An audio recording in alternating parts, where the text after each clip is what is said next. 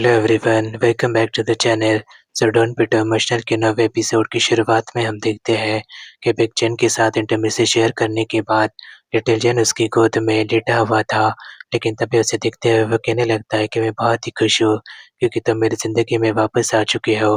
तुम्हारा बहुत बहुत धन्यवाद जेन कि तुम मेरी ज़िंदगी में वापस आए, क्योंकि इन 5 सालों में मुझे ऐसा ही लगता था कि मैं फिर तुम्हें कभी भी देख नहीं पाऊंगा।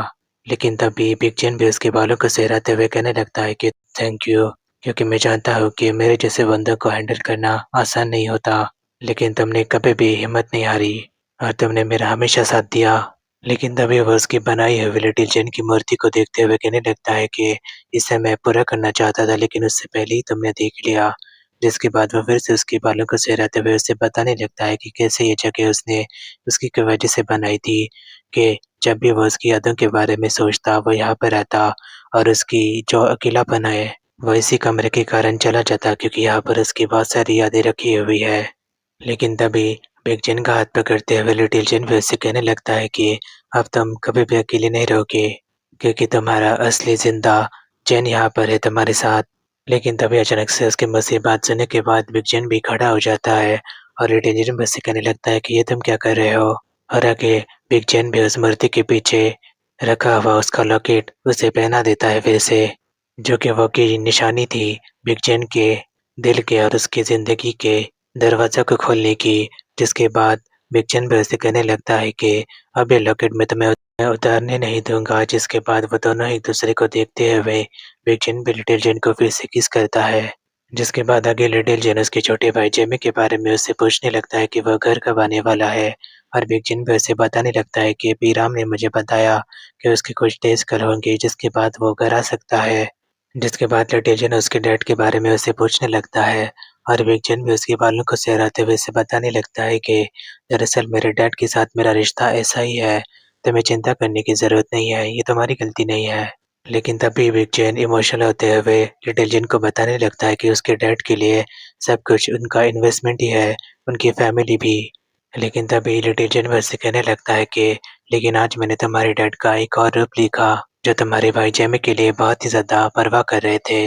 और बिग जेन भी उसे कहने लगता है कि वो प्यार नहीं है, दरअसल एक पेरेंट्स की रिस्पॉन्सिबिलिटी होती है उनके प्यार के बदले में कोई भी चीज़ ना मांगने की।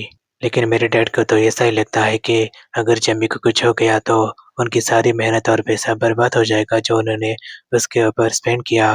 और आगे वो लिटिल जेन को बताने लगता है कि उसके डैड बस एक्टिंग करते रहते हैं सबके सामने कि वो जेनी के बारे में बहुत ही ज़्यादा फ़िक्रमंद है, लेकिन वो कभी भी उसके लिए समय नहीं निकालते।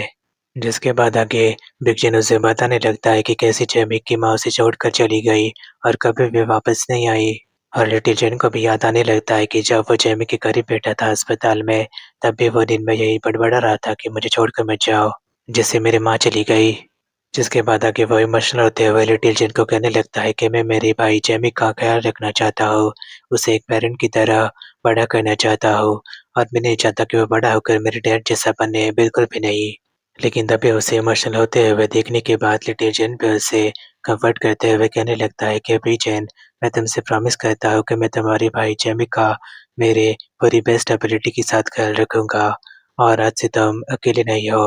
और लिटिल जेन के मुँह से ये बातें सुनने के बाद बिग जेन भी रोने लगता है इमोशनल होकर और लिटिल जेन भी हँसते हुए उसके आँसू को पोंछने लगता है। जिसके बाद अगली सुबह हम देखते हैं कि लिटिल जेन के घर के सामने एक गाड़ी आकर रुकती है, जिसमें से वो और बिग जेन बाहर निकलते हैं। और उन दोनों को एक साथ देखने के बाद लिटिल जेन के पेरेंट्स भी शॉक होते हैं और बिग जेन भी उन्हें ग्रीट करता है। लेकिन तभी बिग जेन को इतने सालों बाद वहाँ पर देखने के बाद लिटिल जेन की मॉम भी उसे कहने लगती है कि जेन, तुम कैसा कर रहे हो? तुम इतने सालों से बिल्कुल गायब ही हो गए थे। कितने सालों बाद मिल रहे हैं हम तुम्हें। लेकिन तभी लिटिल जेन के डैड भी कहने लगते हैं बिग जेन के साथ कि तुम बहुत ही ज़्यादा समय के यहाँ पर आए हो, क्योंकि ये वक़्त तो हमारे घर पर खाने का होता है। बहुत सारा खाना तुम्हारा इंतज़ार कर रहा है, चलो एक साथ खाते हैं। लेकिन तभी लिटिल जेन को भी बिग जेन को उसके पेरेंट्स के साथ देखकर बहुत ही खुशी होती है, जहाँ पर वो दोनों ही उनके साथ बैठकर खाना खा रहे थे। और बिग जेन भी उसकी तरफ देखकर खाना खाते हुए स्माइल कर रहा था। लेकिन तभी लिटिल जेन की मॉम भी उसे कहने लगती है कि मेरे बेटे का ख्याल रखने के लिए तुम्हारा बहुत-बहुत शुक्रिया जेन। लेकिन तभी आगे उसके पापा भी बिग जेन को बताने लगते हैं कि उसे बहुत ही ज़्यादा धक्का लगा था ये जानने के बाद कि दरअसल लिटिल जेन ने एक नई कंपनी में अप्लाई किया है, लेकिन वो जानने के बाद बहुत ही ज़्यादा रिलैक्स हो गए थे कि लिटिल जेन के बॉस तुम हो। और बिग जेन भी उसकी तरफ देखकर कहने लगता है कि ये तो मेरा फ़र्ज़ है कि मैं आपकी बेटी का ख़्याल रख पाऊँ, क्योंकि आप तो जानते हैं कि लिटिल जेन मेरे लिए एक्स्ट्रा स्पेशल है। और ये बात उसके पेरेंट्स को भी अच्छी लगती है और वो स्माइल करने लगते हैं। लेकिन तभी अचानक लिटिल जेन का छोटा भाई यानी कि जेट भी उन दोनों को टीज़ करते हुए कहने लगता है कि 1 मिनट रुको, इसका मतलब तो यही हुआ कि बिग जेन और लिटिल जेन अब फिर से एक साथ आ गए हैं। जिसके बाद उसके दोनों छोटे भाई-बहन भी हँसने लगते हैं ज़ोर से। और ये देखने के बाद लिटिल जेन भी शर्मा जाता है और बिग जेन भी उसकी बातों के ऊपर हाँ बोल देता है। ये जानने के बाद लिटिल जेन की बहन को भी बहुत ही खुशी होती है और वो भी ज़ोर से चिल्ला देती है। लेकिन तभी लिटिल जेन की मॉम भी बिग जेन से कहने लगती है कि वैसे मैं तो तुम्हें थैंक यू बोलूँगी ही, क्योंकि तुमने मेरे बेटे का ख़्याल जो रखा है। और मैं तुम्हें एक बात बता दूँ कि अगर तुम्हें कोई भी प्रॉब्लम हो तो तुम मुझे बता सकते हो कभी भी। लेकिन तभी आगे बिग जेन भी उसकी फैमिली को प्रॉमिस करता है कि अब से लिटिल जेन की फैमिली उसी की है और किसी को भी हेल्प की ज़रूरत पड़े तो वो उसे ज़रूर बताए। लेकिन तभी उसके पापा भी उसे कहने लगते हैं कि तुम्हें हमारी फ़िक्र करने की ज़रूरत नहीं है, क्योंकि हमारी फैमिली अभी कोई भी ट्रबल नहीं है, क्योंकि लिटिल जेन ने सब कुछ सँभाल लिया है। और लिटिल जेन भी बिग जेन को 2 श्रिम्प और सर्व करके कहने लगता है कि खाओ जल्दी से, वरना खाना ठंडा हो जाएगा। जिसके बाद आगे हम देखते हैं कि बिग जेन के साथ फिर से उसके कमरे में करने के बाद लिटिल जेन उसके साथ लेटा हुआ था उसके बेड के यहाँ पर, उसकी चेस्ट को बहुत ही करीब से घूरते हुए। लेकिन तभी वो बिग जेन के एब्स के ऊपर भी हाथ लगाने लगता है और ये बात बिग जेन को भी अच्छी लगती है और वो उसे किस कर देता है। लेकिन तभी लिटिल जेन भी उसे कहने लगता है कि वैसे ये कमरा बहुत ही छोटा है, तुम्हारे महल से तो बहुत ही छोटा। बिग जेन भी उसके कमरे को देखने लगता है और आगे वो उसे कहने लगता है कि जब से मैं तुम्हारे कमरे में आया हूँ, मैंने एक भी तुम्हारी ड्राइंग नहीं देखी, या तुमने सचमुच में ड्राइंग बनाना बंद कर दिया। जिसके बाद आगे लिटिल जेन भी उससे कहने लगता है कि हाँ, क्योंकि पास में जो कुछ भी हुआ था। और बिग जेन भी उसे सॉरी बोल देता है। लेकिन तभी आगे बिग जेन कहने लगता है कि तुम सबसे बड़े भाई हो, इसकी वजह से तुम्हें तुम्हारे ड्रीम्स को सैक्रिफाइस करना पड़ा अपने सिबलिंग्स के लिए।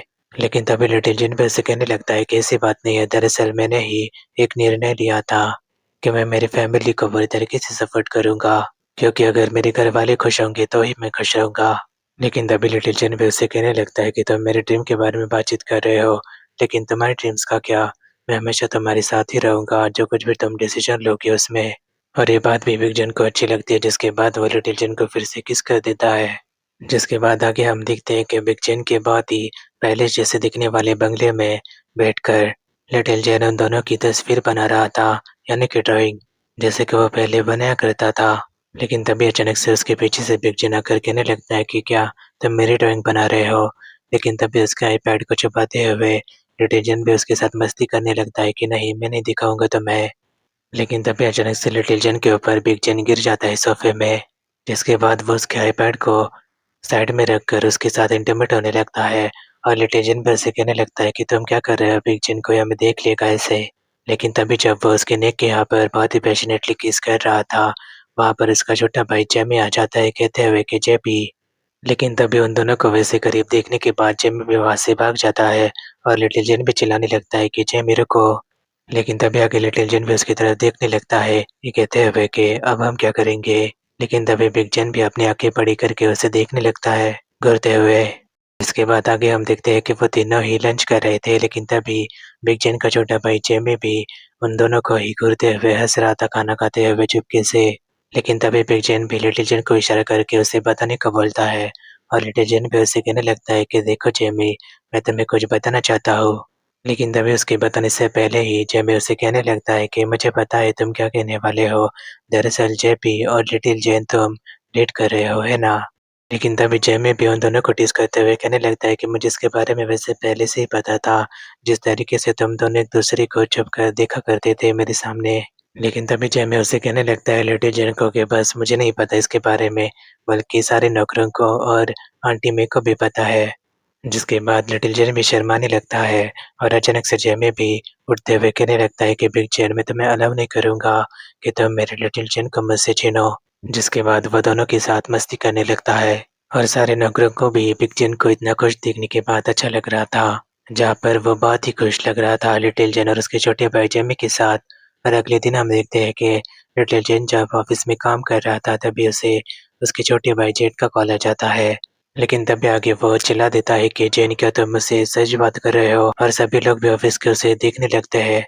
जिसके बाद आगे हम देखते हैं कि उसके छोटे भाई जेट ने एक रियलिटी डांसिंग कंपटीशन में हिस्सा लिया हुआ था, जहाँ पर उसे सिलेक्ट किया जाता है, जहाँ पर वह पूरी तरीके से उसके फेम और पॉपुलैरिटी को एंजॉय कर रहा था जो उसे शो से मिल रही थी उसे, जो कि उसका सपना बन चुका था, वही अभी पूरा हो गया था। जहाँ पर उसके फैंस भी उसे मिलकर बहुत ही खुश हो रहे थे और उसके डांस कंपटीशन को भी टीवी पर लाइव देखते हुए उसके पेरेंट्स भी खुश हो रहे थे। लेकिन तभी आगे उसकी मॉम को वो कहने लगती है, जेट की छोटी बहन, कि तुम ये क्या कर रही हो माँ? और उसकी माँ भी बोलने लगती है कि मैं अपने दोस्तों को दिखाऊंगी कि मेरा बेटा जेट इतना ज़्यादा पॉपुलर हो गया है अभी। और ये बात उसकी बहन को बिल्कुल भी अच्छी नहीं लगती और उसके पापा भी बोलने लगते हैं कि हमारा लड़का तो बड़ा का निकला, कितनी बार वो फेल हो चुका है इस ऑडिशन में, लेकिन अभी वो सिलेक्ट भी हो गया। लेकिन तभी आगे लिटिल जेन भी उसकी छोटे भाई की सक्सेस को देखने के बाद बहुत ही खुश था। लेकिन तभी छोटी बहन भी उसे कहने लगती है कि इतनी बार फेल होने के बावजूद वो इस बार कैसे सिलेक्ट हो गया, आखिर इन सब के पीछे है क्या? लेकिन तभी उसकी माँ भी कहने लगती है कि मैंने अपनी बेटी के ऊपर कभी भी शक नहीं किया। लेकिन तभी उसकी छोटी बहन भी उसकी माँ को ताना मारते हुए कहने लगती है कि वो तुम ही थी जो तुम उसे कह रही थी कि शॉप में तुम्हारी हेल्प करा दे अभी से। लेकिन तभी बिग जेन भी उन सभी लोगों को खुश होते देख बहुत ही रिलैक्स फील कर रहा था। लेकिन तभी अचानक से वो लिटिल जेन के पेरेंट्स को कहने लगता है कि मैं आप लोगों से कुछ सीरियसली बात करना चाहता हूँ। जिसके बाद आगे वो बोलने लगता है, क्या मैं आपके बेटे जेन को मेरे साथ बीच पर लेकर जा सकता हूँ? और लिटिल जेन की माँ भी उसे हंसते हुए कहने लगती है कि तुम कैसी बातें कर रहे हो बेटा, ऑफ कोर्स लेकर जा रहे हो, इसमें हमें पूछना क्या? मुझे तो लगा था कि तुम कुछ सीरियस बात करने वाले होगे, तुम दोनों ही बड़े हो चुके हो, इसमें से हमारी परमिशन लेने की क्या बात है? लेकिन तभी उसकी छोटी बहन भी उसे ताना मारने लगती है लिटिल जेन को कि तुम कितने लकी हो कि तुम एक बीच के साइड के बहुत ही बंगले में रुकोगे। लेकिन तभी उसका हाथ पकड़ते हुए बिग जेन भी कहने लगता है कि दरअसल ये बात नहीं है, और वह सभी लोग भी चौंक जाते हैं। और आगे हम देखते हैं कि बिग जेन दरअसल उसे किसी बड़े बीच के किनारे बंगले पर नहीं बल्कि एक बहुत ही बड़ी बोट के यहाँ पर लेकर आया था, एक प्राइवेट बोट जिसमें वो लिटिल जेन के साथ अपना क्वालिटी टाइम स्पेंड कर रहा था। जहाँ पर वो लिटिल जेन को कहने लगता है कि तुम्हें कैसी लगी बोट? और लिटिल जेन पे ऐसे मुस्कुराते हुए कहने लगता है कि तुम मुझे सपने जैसा दिख रहा है, ये मेरी जिंदगी से बिल्कुल ही अलग है। जिसके बाद आगे वो उससे बातचीत करने लगता है कि वो कितना खुश है उसके छोटे भाई जेट की सक्सेस से। लेकिन तब बिग जेन भी उसे ताना मारते हुए कहने लगता है कि तुम और लोगों से ये कहते हो कि तुम्हें क्या करना है क्या नहीं, लेकिन मेरे सामने तो तुम्हारी बोलती बंद हो जाती है। और लिटिल जेन भी हंसने लगता है। लेकिन तभी आगे वो कहने लगता है कि दरअसल मैं ऐसा करता हूँ क्योंकि मैं नहीं चाहता कि दूसरे लोग मुझे हेट करें। और लिटिल जेन को बिग जेन कहने लगता है कि मुझे ले लो, मेरे कितने सारे दुश्मन हैं, लेकिन मैं तो अपना नेचर नहीं बदलता किसी के भी सामने। लेकिन तभी जिन भी उसे कहने लगता है कि नहीं, ये बात सच नहीं है, तुम्हारी कोई भी दुश्मन नहीं है, बहुत सारे लोग तुम्हें पसंद करते हैं, तुमसे प्यार करते हैं। और बिग जिन भी उससे कहने लगता है कि क्या तुम मुझसे प्यार करते हो? लेकिन तभी लिटिल जिन भी इमोशनल होते हुए कहने लगता है कि अब तुम फिर से तो गायब नहीं हो जाओगे है ना, क्योंकि मैं तुम्हें फिर से ढूंढ नहीं सकता 5 साल तक। जिसके बाद बिग जेन भी उसे इमोशनल होता देखने के बाद उसके चेहरे को छूते हुए कहने लगता है उसकी तरफ देखते हुए कि तुम चिंता मत करो, मैं तुम्हें छोड़कर कहीं पर भी नहीं जाऊंगा। जिसके बाद वो लिटिल जेन को बहुत ही पैशनेटली किस करने लगता है। और ये बात भी लिटिल जेन को बहुत ही अच्छी लगती है और वो भी उसे बहुत ही ज़ोर से किस कर रहा था। लेकिन तभी बिग जेन भी उसके ऊपर हावी होते हुए उसके ऊपर चढ़कर उसे और भी ज़ोर से किस करने लगता है, जिसे लिटिल जेन पूरी तरीके से एंजॉय करने लगता है। लेकिन तभी लिटिल जेन भी उसके मन में ये गाना बजाते हुए उसके साथ रोमांटिक टाइम स्पेंड कर रहा था कि तुम एक रेड फ्लैग हो और डेंजरस भी हो, लेकिन फिर भी तुम्हें प्यार करने से मैं अपने आप को रोक नहीं पा रहा हूँ। जहाँ पर वो बिग जेन के साथ बीच मर घोड़े के ऊपर चल रहा था। और आगे रात में भी बिग जेन को लिटिल जेन पूरी तरीके से एंजॉय कर रहा था, जब वो उसके साथ बहुत ही ज़ोर से कर रहा था, जहाँ पर वो दोनों एक दूसरे को बार-बार आई लव यू भी बोल रहे थे और किस भी कर रहे थे। और बहुत सालों बाद बिग जेन को भी बहुत ही रिलैक्स फील हो रहा था। और आगे की कहानी को हम अगले पार्ट में एक्सप्लेन करेंगे। अगर आपको ये वीडियो अच्छा लगा हो तो इसे लाइक, शेयर और सबसे ज़रूरी बात, इस वीडियो को हाइप करना ना भूलें, ताकि आप ऐसे वीडियोज़ को एंजॉय कर पाएँगे और इस वीडियो को भी रीच मिल सकेगी। हाइप करना इम्पोर्टेंट है। अगर आपको हाइप का ऑप्शन आ रहा है तो प्लीज़ इसे हाइप ज़रूर करें। और आगे की कहानी को हम अगले पार्ट में एक्सप्लेन करेंगे। लेकिन मुझे कमेंट्स में भी बताना ना भूलें कि आखिर आगे हमें क्या देखने को मिलेगा, क्या सब कुछ ऐसे अच्छे से चलता रहेगा, क्या बहुत बड़ी मुसीबत लिटिल जिन का इंतज़ार कर रही है। तो मिलते हैं डोंट बी टू इमोशनल के 9वें एपिसोड के अगले पार्ट में।